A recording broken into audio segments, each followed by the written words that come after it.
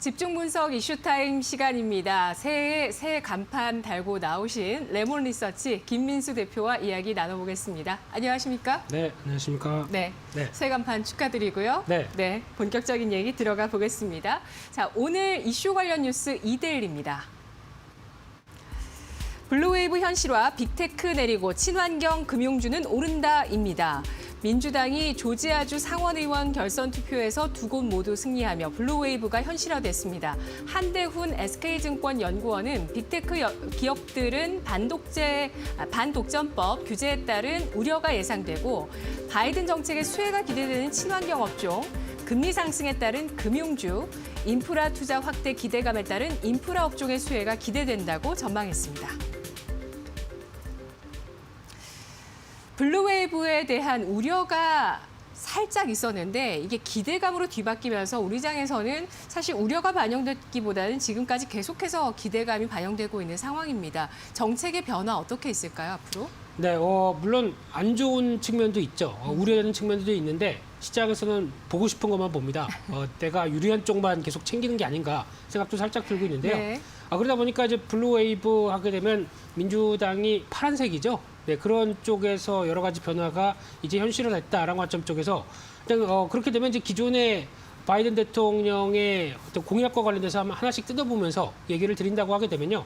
가장 먼저 경제 산업 관련된 얘기로 보게 되면 일단 보셔서 또 아시겠지만은 어떤 그 돈이 있는 사람들, 약간 이제 부자분이나 아니면은 기존의 감세 정책 쪽에서 좀 변화가 들어오겠다는 관점들이 상당히 높은 상황들인데 그러다 보니까 증세나 IT 거대 기업에 대한 규제들 이런 쪽이 우세하겠다는 부분들이 상당 부분 바이든 후보 때부터 얘기가 많이 나왔던 부분들인데 하지만 지금은 경제 정상화가 먼저가 아니냐라는 관점 쪽에서 특히 이런 정책을 시행할 때 아무래도 추가적으로 절차가 또 복잡할 것이다. 대표적으로 미국에는 의회에서 필리버스터란 그쪽이 우리나라보다는 좀 더 복잡하게 돼 있습니다. 그래서 아무리 어떤 상원 의원이 어떤 민주당 쪽으로 좀 많다고 하더라도 절차가 들어갈 때는 좀 복잡하게 진행되다 보게 되면 이게 현실화되기에는 좀 쉽지 않지 않겠느냐라는 의견이 상당히 많고요.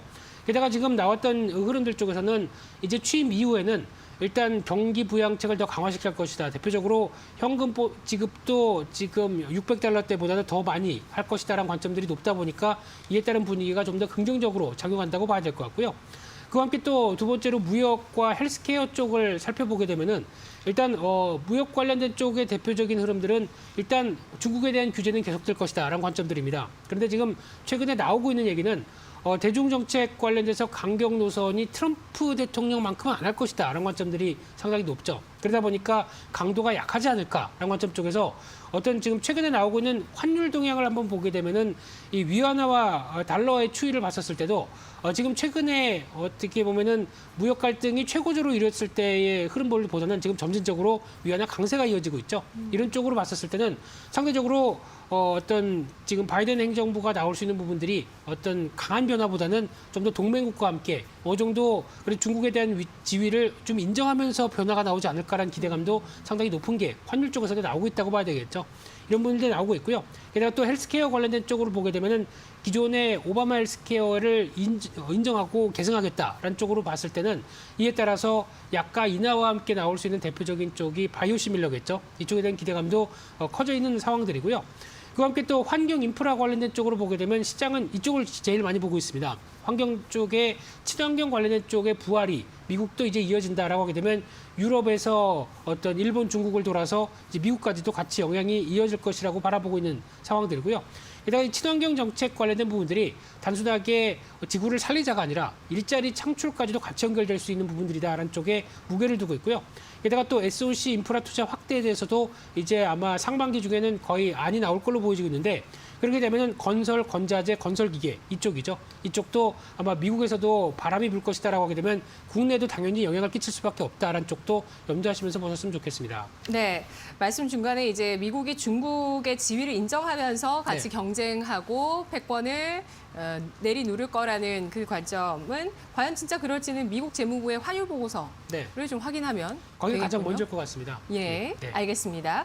자, 그렇다면 바이든 정책에 따른 수혜주 한번 알아볼게요. 앞서서 관련 기사에도 딱 정리가 잘 돼 있었거든요. 네, 그 정도로 볼 수 있을까요? 제가 말씀 안 드려도 다 아실 겁니다. 네. 이제 주식하시는 분들 상당히 공부 많이 하시고요. 예, 예. 스마트해지시다 보니까 이런 관련주 나오게 되면 대표적인 트렌드에 맞겠다 그러면 벌써 공부하시고 종목도 많이 사신 분들이 있으실 겁니다. 근데 지금 거기서 이제 포인트만 짚어서 보게 되면요. 일단 이제 친환경차 관련된 쪽에서는 일단 저희가 보통 얘기하고는 이제 전기차 시세가 도래한다라는 네. 쪽에 대한 팩트만 보시지 마시고 그 네. 다음 국면을 더 생각하셔야 될 것 같고요. 이 전기차를 주력으로 이제 판매하는 테슬라나 나머지 기업 애플 같은 경우도 대표적으로 그냥 자동차 판매에서 만족하지 않을 겁니다. 즉 그렇다는 얘기는 소프트웨어를 통해서 확장으로 이어질 것이다라고 하게 되면 대표적인 자율주행이나 안에 들어가 있는 엔포테인먼트 이런 네. 쪽에 대한 구독 경제, 구독 서비스나 이런 쪽을 통해서 좀 더 현금 흐름을 다양화시키고 확정시킬 것이다라는 부분들이 가장 핵심이라고 봐야 될 부분들이고요.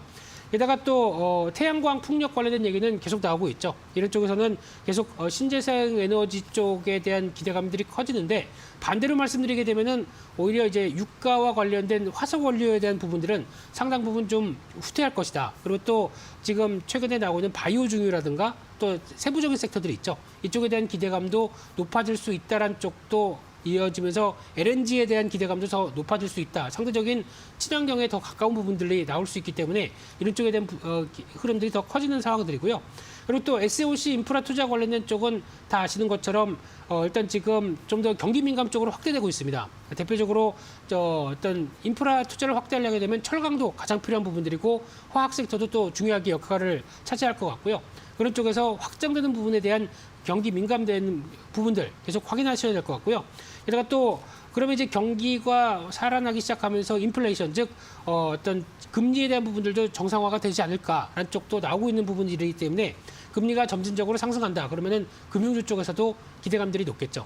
근데 만약에 금리가 정상적인 부분들까지 회복하는 시도가 나온다라고 하게 되면 증시에는 유동성에 대한 부분들은 약간 훼손이 될 수 있기 때문에 탄력은 좀 줄일 수 있다라는 점들을 염두하시면서 보셔야 될 것 같습니다. 네.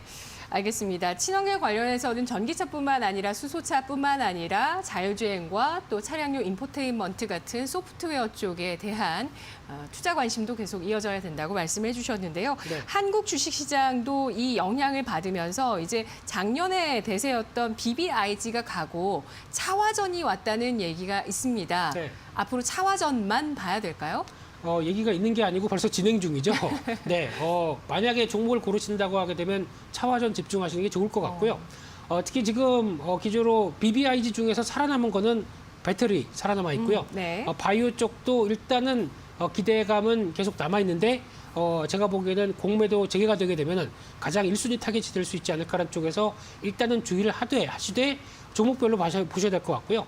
그 중에서 이제 플랫폼 관련된 인터넷 쪽은 그래도 카카오는 보셔야 된다라는 쪽으로 말씀드려야 될 것 같고요. 네. 게임 쪽에서는 그래도 신작 기대감이 살아나는 부분들이 나올 수 있기 때문에 계속 관심 있게 보되 모멘텀은 좀 많이 줄었죠. 그러다 보니까 일단 시장에서 바라보고 있는 쪽은 차화전이라고 볼 수 있는데 차 같은 경우는 자동차 쪽인데 일단 뭐 여러 가지 부분보다 딱 핵심만 말씀드리게 되면은 자동차 전장 관련된 부품 쪽에만 집중하셨으면 좋겠습니다. 이쪽에 대한 재조명이 나오기 시작하면서 기존에는 만도에 대한 얘기를 상당히 많이 드렸는데 지금은 현대 모비스를 또 좀 챙겨 보셔야 될 것 같고요.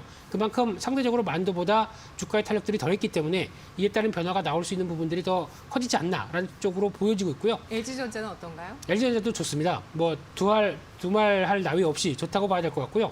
그런데 이런 어떤 자동차 부품 쪽에 좀 더 신경을 쓰면서 올해는 계속 신경 보시되 특히 자동차 부품주들이 기존의 내연기관 쪽에서 어떤 전기차 친환경차 쪽으로 이제 바뀐다라고 하게 되면 당연히 자금을 들여서 라인을 바꿔야 될 것 같고요.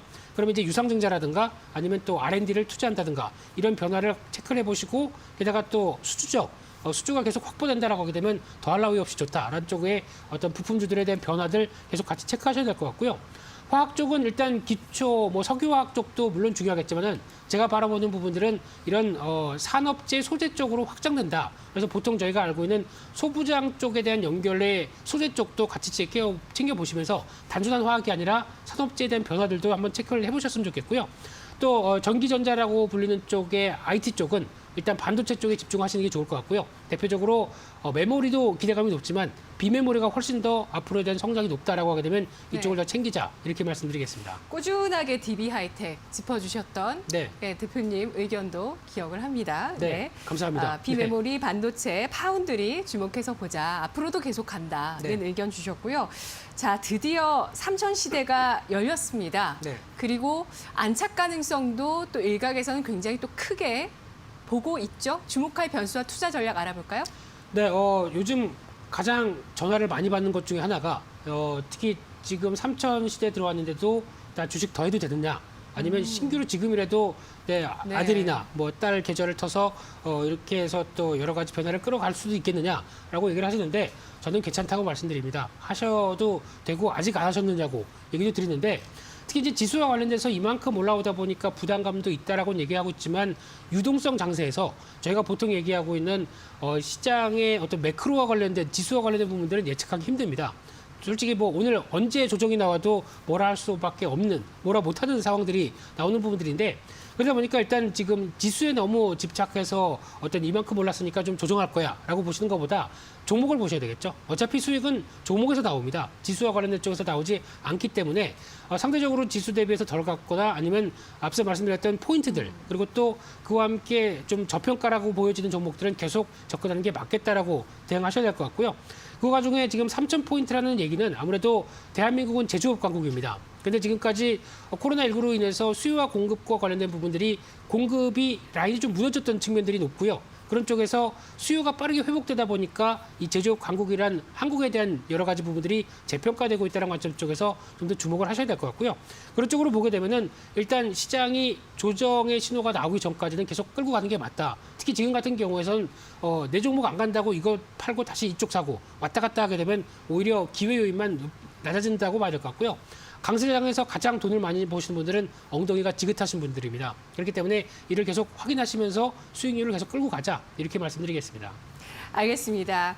시장에서 굉장히 폭발적인 시세를 보여주는 종목이 상당히 많죠. 하지만 또 기다리시는 분들은 잘 기다리고 계실 겁니다. 네, 내 종목이 또 큰 수익이 날 때까지 확실한 모멘텀과 또 스토리가 있다면 충분히 기다리셔도 될 것 같습니다. 앞으로의 지수의 움직임도 계속해서 저희가 추적하면서 함께 할게요. 오늘 분석 잘 들었습니다. 고맙습니다. 감사합니다.